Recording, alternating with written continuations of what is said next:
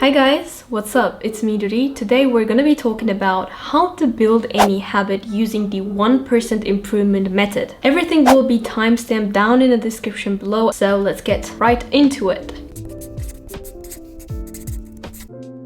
So firstly, let's talk about what actually 1% improvement method is. Here you can see the graph of a 1% improvement. What is the 1% improvement? It's actually very basic. That basically means getting better 1% every single day. When you do that for a year, you will be 37 times better than the start of the year. But when you continue your bad habits and repeated that for a year, you will be 0.03 times worse than the beginning of the year. You might think like, what is this graph? Like, what is this describing? The thing is, 1% improvements, like such a tiny improvements, can drastically change your life. I'm not saying you to go crazy and do crazy stuff, but like doing small improvements can actually really change our lives. You might think this is just like a graph that author wrote. This can't be true or something. Then here is a graph from Ali's PTYA community, which I'm attending to.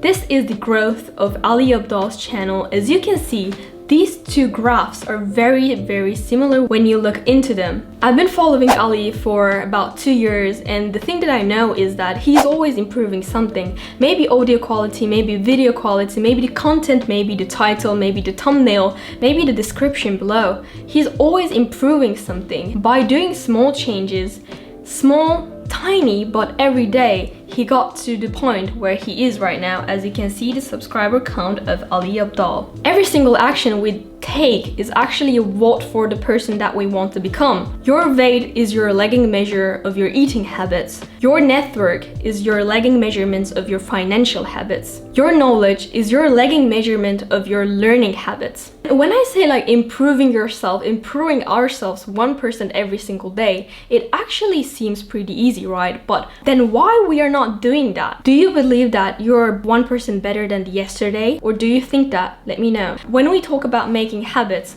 I asked on my Instagram, I think I did like a question kind of type of a box, kind of like this, and then ask you guys what your struggles are.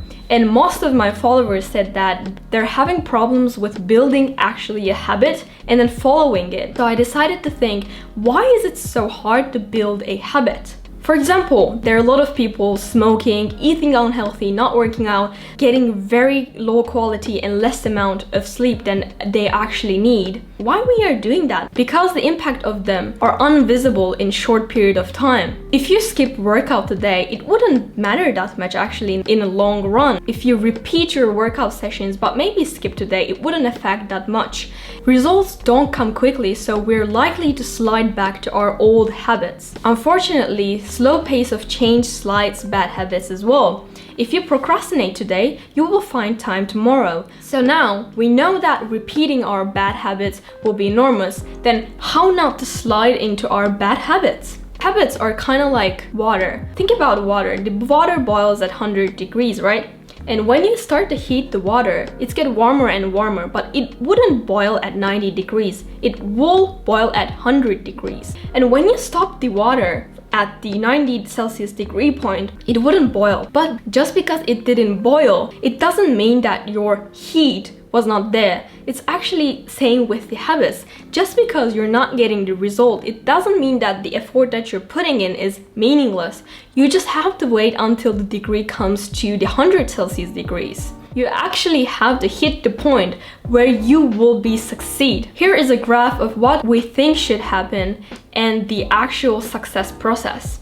As you can see, we think that success is something linear. However, at the beginning, not maybe at the beginning, like 90% of the time, you won't see the results until you hit the place. To prevent this, what we should do, we should focus on our systems rather than our goals. What do I mean by that? If you want to study, or if you want to learn a language, or if you want to become healthy generally, don't focus on that goal. Don't focus on that, like, let's say I want to lose like 10 kilos or something. Don't focus on losing 10 kilos. Focus on your system, which will allow you to lose 10 kilos. For example, maybe working out, maybe eating a little bit healthy. If you forget your goal and focus only on your system, you will still succeed. But if you forget your system and focus only to your goal, you wouldn't be succeed. Losers and winners have the same goal. Like every Olympic player are willing to win, but some of them win and some of them lose. Why? They have the same goal, but they have a different system. So don't forget that. Forget your goal and focus on your system, okay? So after talking about the 1% improvement method, let's now talk about the 4 fundamental laws of building habits. And the first one is make it obvious. Second one is make it attractive. Third one is make it easy. And the fourth one is make it satisfying. I'll be explaining all of them, but as I said before, you can find a timestamp down in the description below so that you can skip to the part that you're interested in. So, the first law is make it obvious. Bringing awareness to your goals is very important. More it becomes a habit, more you notice it. Because sometimes you actually don't notice that you have that habit. Like maybe playing with your hair when you're talking, maybe like putting your hand to here when you're laughing. When other people don't say to us, we usually don't notice them. When you don't bring awareness to your habits, you would likely to not notice them and continue doing those habits that you actually want to change. So, what you can do to bring awareness to your daily habits, make a list, kind of like this, and write every single thing that you do after waking up, and put plus, minus, or 0 next to them, according to the goals you want to achieve. So let me give an example. Maybe eating less calories than you burn is a good habit for someone else who is wanting to lose weight, but it's not a good habit for someone who is wanting to gain weight. So give them marks depending on your goals. And then after making the list, check your list once again and decide if you should continue that habit or if you should break that habit. If you're about to do a habit that you shouldn't be doing, say it out loud whenever you're doing it. For me, I want to become a productivity ninja so that Ali Abdal would proud of me. So maybe scrolling through Instagram like for looking random anime images or not something productive to do. If I'm doing that for chilling, maybe it's good, but if I'm doing that to procrastinate from the work that I actually want to do, every single time I look to the Instagram feed, I should be saying like, I shouldn't look to Instagram feed right now. It sounds ridiculous, I know that, but saying it loud brings more awareness to yourself actually. So now it's time for second law, and that is make it attractive. We will be using a technique called implementation intention. So basically planning using the implementation intention, you write the time and location, like I'll meditate at 7 a.m. in my bed. Like when situation X arrives, I'll perform Y. So that you make your habits more obvious and so that you kind of build a system and you bind the habits together. So whenever you're building some sort of a routine, maybe morning, maybe night, maybe studying routine, maybe shower routine or something, connect the every single habit. Basically connecting desired habit to existing habit. If you want to meditate, you combine with making a coffee. I make coffee every single morning and I want to meditate, then I'll combine these two and I'll say, I'll wake up at 5 a.m. tomorrow, and after waking up, I'll make a cup of coffee in the kitchen, and after making a cup of coffee, I'll meditate in my room. As you can see, I connected the desired habit and the already existing habit together so that the habit will become more attractive to me. The third law of building a habit is make it easy.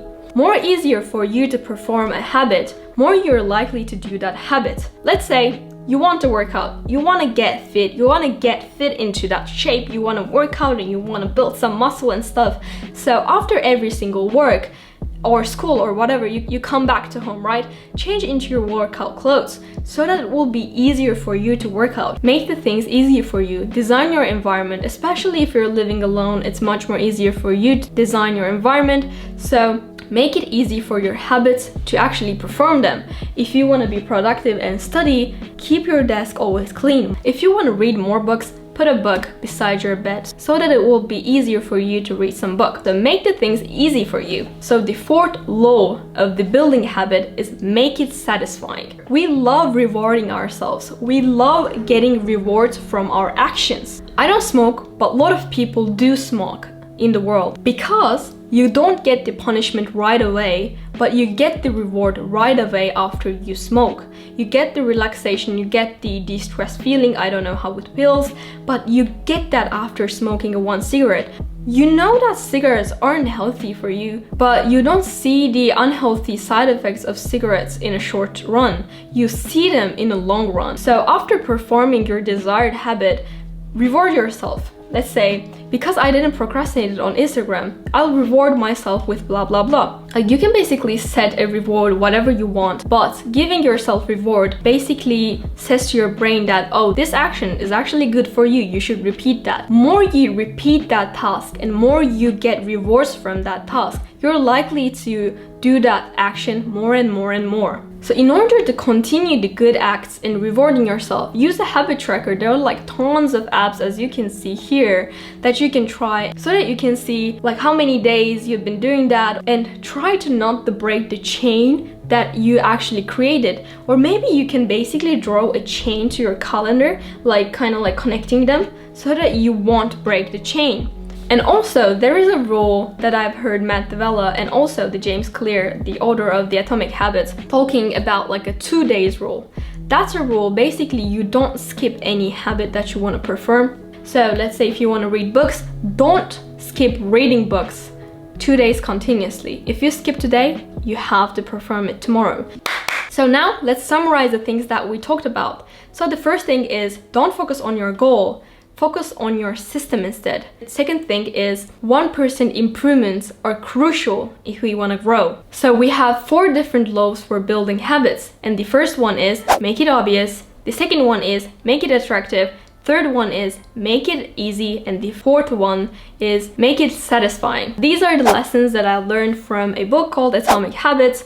You can check it down in the description below. I would highly recommend you that book. I hope you guys enjoyed this video. Let me see you in my next video.